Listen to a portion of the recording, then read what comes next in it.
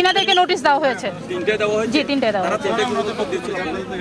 এই জিনিসটা এক্স্যাক্টলি এই মুহূর্তে আমি বলতে পারছি না, বাট নোটিশটা দেওয়া হয়েছে সেই জিনিসটা আমি জানি। আগের ঘটনা আমাকে বলে কি অ্যাকচুয়ালি এখন কোনো লাভ আছে? ইমারত নির্মাণ আইন 1952 অনুযায়ী বাঁশ, খড়, টিন, ইট যে কোনো কিছু দিয়ে যদি একটা স্থাপনা নির্মাণ হয় সেটা ইমারত হিসেবে গণ্য হবে। সেগুলো তো অবশ্যই, তো সব বিষয়ে তো আমরা অ্যাকশন আস্তে আস্তে হবে, জিনিসটা তো আর একদিনে তো সম্ভব না।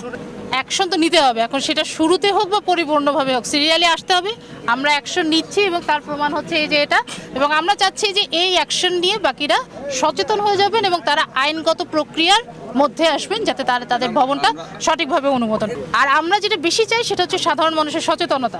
এই ঘটনা দেখে যাতে সাধারণ মানুষরা সচেতন হয় যে নেক্সট বাড়ি ওনারটাও হতে পারে, উনি যেন আইনি প্রক্রিয়ায় আসে। অবৈধ যে কোনো ভবন অপসারণ কক্সবাজার উন্নয়ন কর্তৃপক্ষের একটি ম্যান্ডেট। এই দুটো ভবন তৈরির কোনো অনুমোদন ছিল না, যার কারণে আজকে অভিযান চালানো হয়েছে। তো কাগজপত্র আছে, ডকুমেন্টেড, সো তাদেরকে নোটিশ দেওয়া হয়েছে, তারা নোটিশ পেয়েছেন, কিন্তু তারা এই জিনিসটা নিয়ে আমলে নেন নাই, যার কারণে আজকে মোবাইল ফোন।